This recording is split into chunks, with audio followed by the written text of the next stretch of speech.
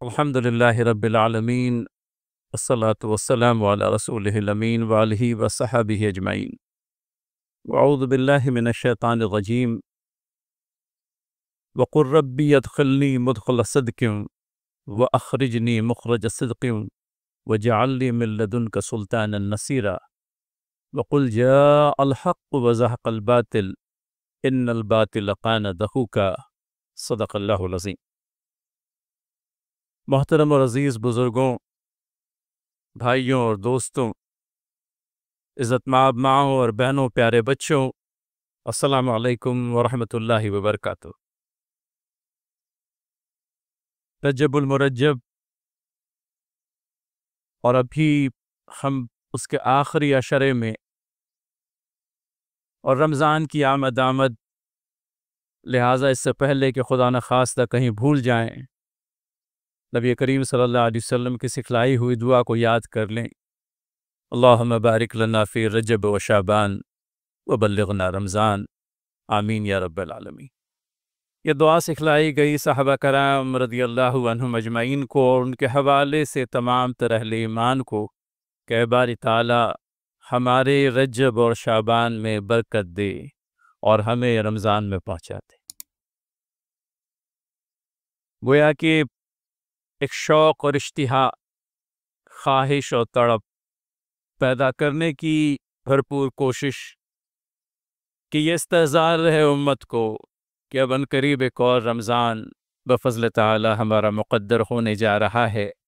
رحمتوں کا مہینہ ہم پر سایہ فغن ہوا چاہتا ہے، اور اللہ تعالی ہماری حیات میں طوالت اور برکت عنایت کرے اور ایک مرتبہ پھر ماہ سیام کی رحمتوں سے برکتوں سے ہمیں ہمکنار کرے، آمین یا رب العالمین۔ محترم سامعین، عزیز سامعات، رجب کی ایک اور نسبت معراج سے بھی ہے، یہ سمجھی جاتی ہے۔ بہرحال جو بھی ہو، واقع معراج مصطفیٰ صلی اللہ علیہ وسلم مغلوبیت سے غلبے کا پیغام، کمزوری سے قوت کا پیغام،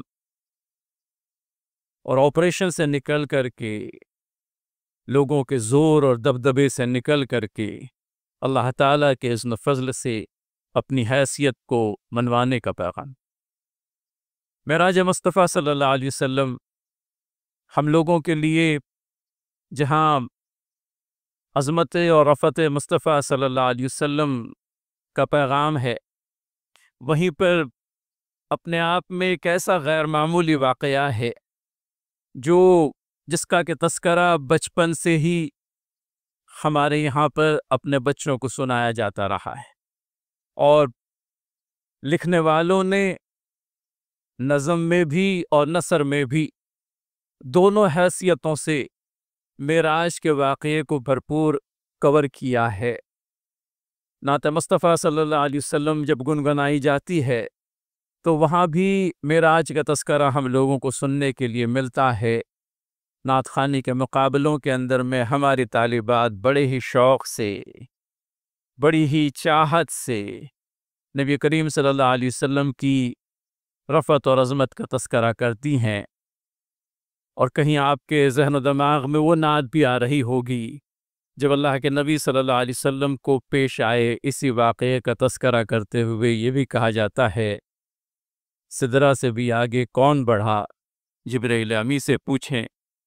اور معراج کا دولہا کون بنا، جبرائیل امی سے پوچھیں۔ تو یہ گویا کہ ہمارے دل و ذہن کے اندر میں رچ بس گئی ایک بات، کوئی ایک مخصوص واقعہ ہی کیا تذکرہ کریں اللہ کے نبی صلی اللہ علیہ وسلم کا، لیکن معراج کو سیرت کے واقعات کے اندر میں جو غیر معمولی اہمیت حاصل ہے، اس سے یوں کہہ لیجئے کہ کسی کو کوئی انکار ہو ہی نہیں سکتا۔ اور قرآن کریم نے بھی بجا طور پر سورہ بنی اسرائیل کی پہلی ہی آیت بیان کی جاتی ہے، لیکن سورہ بنی اسرائیل کا اکثر حصہ اگر آپ دیکھیں تو معراج اور معراج کے بعد کے جو متصل واقعات ہیں ان سے بھرپور نظر آتا ہے، اور آج خصوصیت کے ساتھ میں اسی تناظر میں سورہ بنی اسرائیل کا تذکرہ کرنا بھی مقصود ہے۔ لیکن تھوڑا سا تمہیدی طور پر کچھ اور باتیں اصل موضوع پر آنے سے پہلے عرض کرتا چلوں۔ معراج حضرات انبیاء علیہم الصلاۃ والسلام میں سے یوں کہہ لیجئے کہ اللہ تعالیٰ نے جو غیر معمولی واقعات اللہ تعالیٰ کے اذن و فضل سے دیگر انبیاء علیہم الصلاۃ والسلام کو پیش آئے ہیں، لکھنے والوں نے ان حضرات انبیاء کی معراج بتایا ہے ان واقعات کو۔ اب بالکل اسی انداز میں مت لیجئے جس انداز میں ہم معراج مصطفیٰ صلی اللہ علیہ وسلم کو لیتے ہیں۔ کہنے کا منشا یہ کہ حضرات انبیاء علیہم الصلاۃ والسلام کے ساتھ میں غیر معمولی واقعات کا پیش آنا، ایسے واقعات جو عام انسانوں کو پیش نہیں آتے۔ حضرت موسیٰ علیہ السلام کی مثال لے لیں۔ کوہ طور پر اللہ تعالیٰ کا بذات خود حضرت موسیٰ علیہ السلام سے بات چیت کرنا۔ پھر اسی طرح سے قرآن کریم میں ہمیں یہ بات بھی ملتی ہے کہ نبینا حضرت ابراہیم علیہ السلام کو اللہ تعالیٰ نے ملکوت السماوات والارض کا مشاہدہ فرمایا، مشاہدہ کرایا۔ حضرت عیسیٰ علیہ السلام کے تعلق سے تو معجزات کی ایک اچھی خاصی فہرست ہے، اور ان کا تذکرہ باقاعدہ قرآن کریم میں ہی موجود ہے۔ نابینا کو بینا کر دینا بإذن تعالی، اور قرآن کریم نے جا بجا اس بات کو کہا جو غیر معمولی معجزات سیدنا عیسیٰ علیہ السلام کو حاصل رہے اللہ تعالیٰ کے اذن و فضل سے۔ پھر اسی طرح سے روح القدس کے ذریعے سے ہم نے حضرت عیسیٰ علیہ السلام کی مدد فرمائی۔ آپ تیسرا سپارہ تلک الرسل دیکھتے ہیں۔ سب سے پہلی آیت کے اندر میں اللہ تعالیٰ نے حضرات انبیاء علیہ السلام کا تذکرہ فرمایا ہے۔ یہ رسول ہیں اللہ تعالیٰ کے، جن کو اللہ تعالیٰ نے ایک دوسرے پر مختلف معنی میں فضیلت بخش۔ کسی کو اللہ تعالیٰ نے یہ اعزاز بخشا کہ اللہ تعالیٰ بذات خود ان سے ہم کلام ہوا، حضرت موسیٰ علیہ السلام۔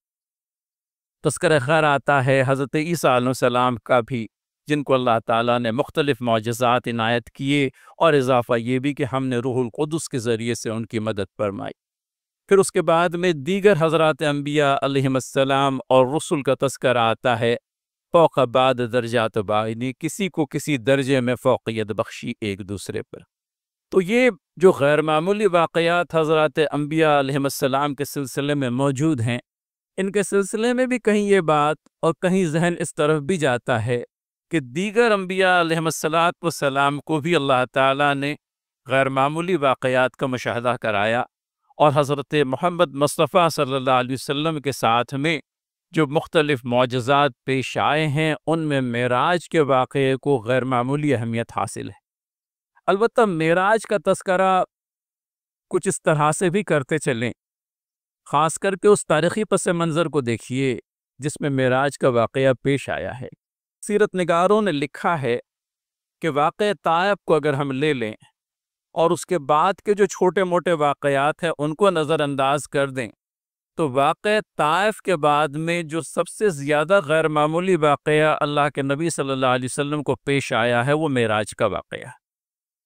طائف کے سلسلے میں تفصیلات بیان کرنے کا موقع نہیں ہے، لیکن مختصراً یہ کہ ایک زمانے دراز تک مکہ معظمہ میں اپنی دعوتی سرگرمیوں کی انتہا کر دینے کے بعد بھی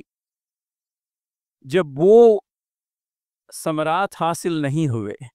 جب وہ رزلٹس حاصل نہیں ہوئے جن کے کہ اللہ کے نبی صلی اللہ علیہ وسلم متمنی تھے، تو آپ نے ارادہ کیا کہ میں طائف کی طرف چلا جاؤں اور وہاں کے سرداروں کو اللہ تعالیٰ کے دین کی دعوت۔ لیکن طائف تو مکہ کی بنسبت اور بھی زیادہ ہوسٹائل واقع ہوا۔ 3 سرداروں کے پاس میں جا کر اللہ کے نبی صلی اللہ علیہ وسلم نے جب اللہ تعالیٰ کے دین کی دعوت دی، اور ان سے جو کچھ سننے کے لیے ملا اللہ کے نبی صلی اللہ علیہ وسلم کو، حضرت عائشہ صدیقہ رضی اللہ تعالی عنہا کی وہ حدیث، جبکہ حضرت عائشہ رضی اللہ تعالی عنہا نے پوچھا تھا اللہ کے نبی صلی اللہ علیہ وسلم سے کہ آپ پر راہ دعوت میں اللہ تعالیٰ کی راہ میں جو دعوت کی محنت آپ نے کی ہے، اس راہ کے اندر میں جو مشکلات گزری، ان مشکلات کے اندر میں کوئی ایسا بھی واقعہ جس کے سلسلے میں آپ یہ محسوس کرتے ہیں کہ یہ اپنے آپ میں ایک بہت ہی سخت قسم کا، المناک قسم کا واقعہ تھا، اور تب اللہ کے نبی صلی اللہ علیہ وسلم نے واقعہ طائف کا تذکرہ کیا کہ عائشہ تیری قوم نے میرے ساتھ جو بھی ظلم و ستم ڈھایا سو ڈھایا، لیکن مجھے سب سے زیادہ تکلیف اس دن ہوئی جب میں بہت پر امید ہو کر کے طائف پہنچا اور سرداران طائف کو میں نے اللہ تعالیٰ کے دین کی دعوت دی، لیکن کسی ایک شخص نے میرے بات پر کان نہیں دھرا، بلکہ واپسی پر اللہ کے نبی صلی اللہ علیہ وسلم کے ساتھ میں جو سب و شتم ڈھایا گیا ہے، جو ظلم جور ڈھایا گیا ہے، وہ بھی اللہ کے نبی صلی اللہ علیہ وسلم کی پرعزم اور عظیمت سے بھرپور سیرت کا ایک حصہ ہے۔ طائف کے بعد میں جو غیر معمولی واقعہ ہے وہ معراج کا ہے، اور معراج کے سلسلے میں یہ بات ہمارے ذہن میں رہے۔ عظمت مصطفیٰ صلی اللہ علیہ وسلم، رفعت مصطفیٰ صلی اللہ علیہ وسلم کے سلسلے میں ہم جو کچھ بھی کہتے ہیں، ہماری چاہت اور محبت کا، نبی کریم صلی اللہ علیہ وسلم سے ہمارے انس کا ایک حصہ ہے ضرور، لیکن کہیں اس بات کو انالائز کرنے کی ضرورت ہے کہ دعوتی جدوجہد میں ایک موقع وہ آتا ہے جب تمام تر ظلم و جور کے بعد، جب یہ ظلم و جور اپنے انتہا کو پہنچ جاتا ہے، تب نصرت خداوندی حضرات انبیاء علیہم السلام کے ساتھ ہو لیتی ہے، اہل ایمان کے ساتھ ہو لیتی، اور یہ وہ ٹرننگ پوائنٹ ہے نبی کریم صلی اللہ علیہ وسلم کی دعوتی جد و جہد کا، کہ جب اللہ کے نبی صلی اللہ علیہ وسلم کو گویا کہ معراج کے واقعے کے ذریعے سے یہ پیغام دیا گیا کہ اس سے پہلے کا جو دور تھا، مغلوبیت کا دور کہہ لیجیے، کمزوری اور ضعف کا دور کہہ لیجیے، آپریشن کا دور کہہ لیجیے، یہ اب ختم ہوا چاہتا ہے۔ باطل کا زور جو آج تک مکہ کی سرزمین پر چلا، اور وہی زور جو آپ کو طائف میں دیکھنے کے لیے ملا، اب اس کے دن گنتی کے رہ گئے ہیں۔ اب وہ وقت آ گیا ہے جب وَقُلْ جَاءَ الْحَقُّ وَزَهَقَ الْبَاطِلُ بس ہونے ہی والا ہے کہ حق آ کر کے رہے گا اور باطل کو دم دبا کر کے بھاگنا ہی ہے۔ یہ وہ پیغام ربانی ہے جو معراج کے تناظر میں اللہ کے نبی صلی اللہ علیہ وسلم کو دیا گیا۔ اس بات کو بھی ہم بہت اچھی طرح سے سمجھتے چلیں۔ عظمت مصطفیٰ صلی اللہ علیہ وسلم، رفعت مصطفیٰ صلی اللہ علیہ وسلم کا یہ تذکرہ اس تاریخی تناظر کے بغیر سمجھنے کی کوشش کی جائے گی تو محض ایک افسانوی رنگ دے کر کے بات ختم ہو جائے گی۔ حقائق پر نظر رکھیں اور یہ سمجھنے کی کوشش کریں کہ معراج ایک ایسے وقت میں نصیب ہوئی ہے جبکہ تاریکیوں کے جو سائے تھے وہ کوئی ختم نہیں ہوئے تھے۔ مکہ کی سرزمین آج بھی اللہ کے نبی صلی اللہ علیہ وسلم کی دعوت کا استقبال کرنے کے لیے ویسی ہی بنجر اور بیاب اپنے آپ کو پا رہی تھی جیسی دعوت کے آغاز میں تھی۔ بہرحال یہ ضرور ہے کہ اس دعوتی کوشش کے نتیجے میں حضرات صحابہ رضی اللہ تعالی عنہم اجمعین کی ایک ایسی جماعت تیار ہو گئی تھی جو نبی کریم صلی اللہ علیہ وسلم کے شانہ بشانہ چل رہی تھی، اور جو اسلام کے سابقون الاولون تھے، جن میں وہ تمام تر افراد تھے جو اللہ کے نبی صلی اللہ علیہ وسلم کے ساتھ شروع دن سے ساتھ ہو لیے تھے۔ تو ایسا نہیں تھا کہ مکی زندگی کی دعوتی کوششیں بالکل ہی بے برگ و بار رہی، ایسا نہیں تھا۔ یہ ضرور ہے کہ جو قبول عام حاصل ہونا چاہیے تھا دعوت کو، وہ حاصل نہیں ہوا تھا جس کے کہ اللہ کے نبی صلی اللہ علیہ وسلم متمنی تھے، لیکن جو جماعت صحابہ تیار ہوئی تھی رضی اللہ عنہم اجمعین، اپنے آپ میں ایک ایسی جماعت تھی جن کے اندر موجود افراد بہرحال اتنے ہی جتنے آپ گن سکیں، انگنت تو نہیں، لیکن اپنے آپ میں ایک ایسی جماعت تیار ہو گئی تھی جو آنے والے وقتوں میں اللہ تعالیٰ کے دین کے غلبے کے لیے اپنے آپ کو بالکل تیار پاتی تھی۔ لیکن قبول عام جسے ہم کہتے ہیں وہ قبول عام حاصل ہونے سے بہرحال رہ گیا تھا اللہ کے نبی صلی اللہ علیہ وسلم پر انہی وقتوں میں بیعت عقبہ اولا اور بیعت عقبہ ثانیہ والے دو واقعات پیش آئے تھے۔ مکہ نے دعوت کے لیے اپنے آپ کو یوں کہہ لیجئے کہ ناکام ثابت کر دیا، اور مدینہ جو مکہ سے خاصا فاصلے پر تھا وہاں کے افراد نے اپنے آپ کو اللہ تعالیٰ کے دین کے لیے پیش کیا۔ حالانکہ نبی محترم صلی اللہ علیہ وسلم کی ذات بنفس نفیس مدینہ میں موجود نہیں تھی، لیکن رب تعالیٰ کی مرضی ہوتی ہے۔ آپ دیکھیے، ایک جگہ اگر سمجھ لیجئے تاریکیوں نے بسیرا کر رکھا ہے تو نوید سحر کہیں سے تو آئے گی۔ کوششوں کا اگر کوئی ڈائریکٹ اثر دیکھنے میں نہیں آیا مکہ معظمہ میں، تو انڈائریکٹ اثر مدینہ کے اندر میں تو دیکھنے میں آیا۔ نبی کریم صلی اللہ علیہ وسلم کے صحابی مصعب بن عمیر کے ذریعے سے جو کوششیں ہوئی بیعت عقبہ اولا کے اندر میں اور ثانیہ کے اندر میں، مدینہ کے جو چیدہ افراد آئے تھے انہوں نے اللہ تعالیٰ کے نبی صلی اللہ علیہ وسلم کے ساتھ میں جو عہد و پیمان استوار کیا اس کو دیکھ لیں۔ پتہ چلتا ہے کہ افراد فاصلے پر ہونے کے باوجود بھی نبی کریم صلی اللہ علیہ وسلم سے مکہ میں رہنے بسنے والوں سے بھی زیادہ قریب ہو گئے۔ مکہ قریب ہو جانے کے باوجود بھی دور ہو گیا، اور مدینہ دور ہو جانے کے باوجود بھی مدینۃ النبی صلی اللہ علیہ وسلم ثابت ہوا۔ معراج مصطفیٰ صلی اللہ علیہ وسلم اپنے آپ میں اللہ کے نبی صلی اللہ علیہ وسلم کو اللہ تعالیٰ کی طرف سے یہ اشارہ کہ اب مکی زندگی کا یہ دور ختم ہوا چاہتا ہے، اور ایک ایسے دور میں آپ پہنچیں گے جو آپ کے لیے اللہ تعالیٰ کی مدد و نصرت اور غلبے کا دور ہوگا۔ بنی اسرائیل اس سورہ کے مشتملات پر اگر ہم ایک نگاہ دوڑائیں تو پتہ چلتا ہے کہ اللہ تعالیٰ نے سب سے پہلے اپنے اس قانون الہی کا تذکرہ فرمایا ہے، اور وہ یہ کہ خدا کے قوانین بڑی بڑی طاقتوں کا محاسبہ کرتے ہی رہتے ہیں۔ بڑی عظیم طاقتیں آپ دیکھیں، ماضی میں اگر دیکھ لیں تو فرعون کو دیکھ لیجئے، ماضی میں اگر دیکھنا ہے تو قارون کو دیکھ لیں، اور ماضی میں اگر دیکھنا ہے تو مکہ معظمہ کے ان سارے مشرکین کے سرداروں کو بھی دیکھ لیجئے۔ یہ جو قوتیں ہیں، حال کی ہو، ماضی کی ہو یا آنے والے وقتوں کی ہو، اللہ تعالیٰ جو ہے ان بڑی بڑی طاقتوں کا محاسبہ کرتا ہی رہتا ہے، اور ایک موقع وہ آتا ہے جب طغیان حد سے تجاوز کر جاتا ہے۔ طغیان تو نام ہی ہے حد تجاوز کرنے کا، جب انکار اور شرک اپنی تمام تر حدود کو پھلانگ جاتا ہے، جب یہی کفر و شرک طغا کی سٹیج کو پہنچ جاتا ہے، تب اللہ تعالیٰ کا تازیان عذاب جو ہے پڑھ کر کے رہتا ہے، اور یہی کچھ ہوا تھا فرعون کے ساتھ میں بھی اور دیگر تمام تر منکرین حق کے ساتھ میں بھی۔ پھر اسی سورہ کے تناظر میں یہ عبرت بھی دلائی گئی ہے اہل ایمان کو کہ جب مقام بلند اللہ تعالیٰ کے فضل و کرم سے تمہیں حاصل ہو جائے اور تم غلبے والی کیفیت میں آ جاؤ تو پھر بنی اسرائیل کی طرح نہ ہو جانا کہ ہم سے پہلے سابقہ امت مسلمہ جو گزری وہ بنی اسرائیل تھی جو ہماری پیشرو امت ہے، اور یہ بنی اسرائیل نے اللہ تعالیٰ کے دین کے ساتھ میں کیا کچھ زیادتیاں کی،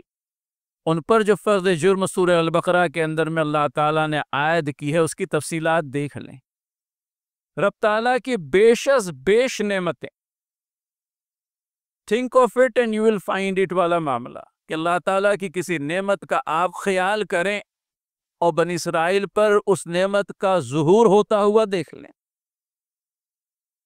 ناگفتبہ حالات کے اندر میں بنی اسرائیل کو نکالنا،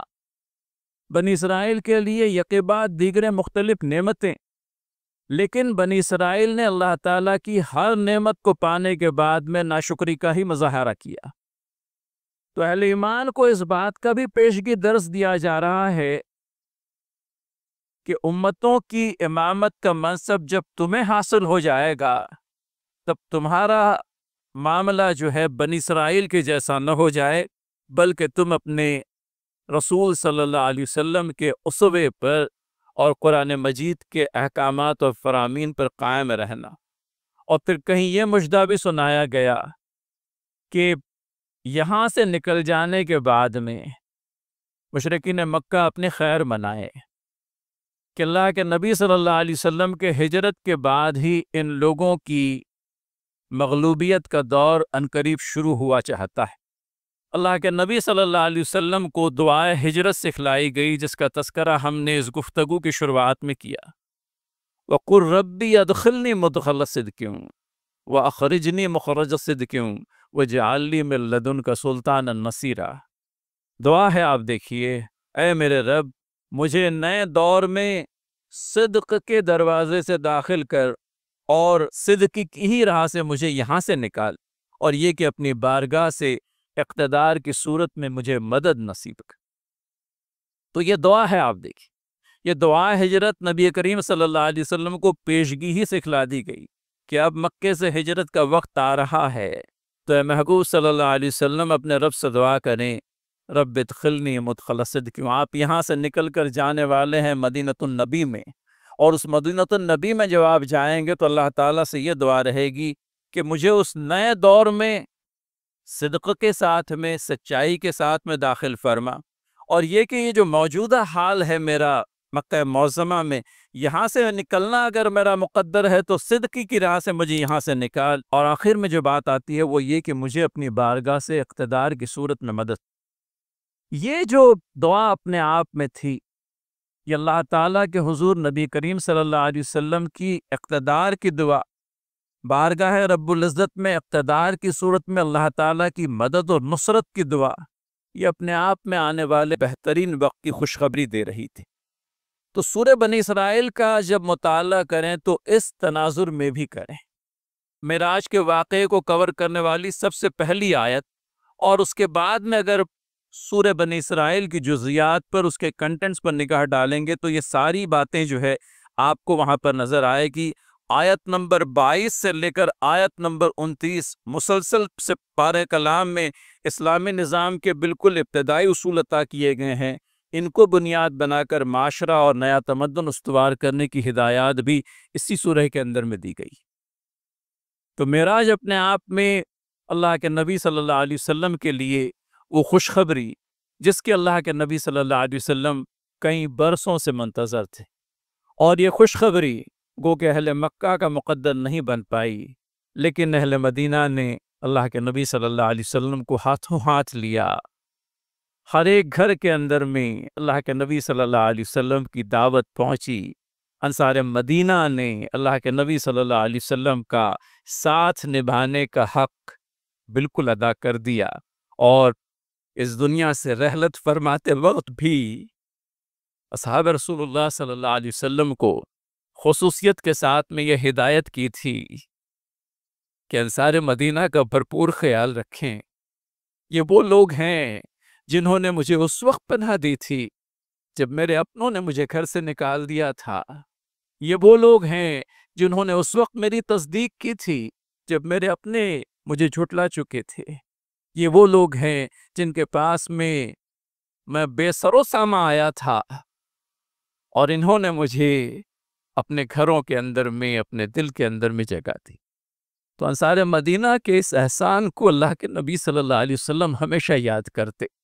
اور جب دنیا سے رحلت فرمانے کا موقع آیا تب بھی انصار مدینہ کا یہ احسان آپ کو بخوبی یاد تھا۔ آپ نے صحابہ کرام کی جمعیت کو یہ بات یاد دلائی کہ انصار جو ہے وہ اپنے مقام پر رہیں گے، دنیا کے لوگ پھلے پھلیں گے، ترقی کریں گے، لیکن انصار مدینہ جو ہے اپنے اس انکسار کے ساتھ اس دین کے داعی اور سپاہی بنے رہیں گے۔ آخر کی دو ایک باتیں ختم کر کے بات کو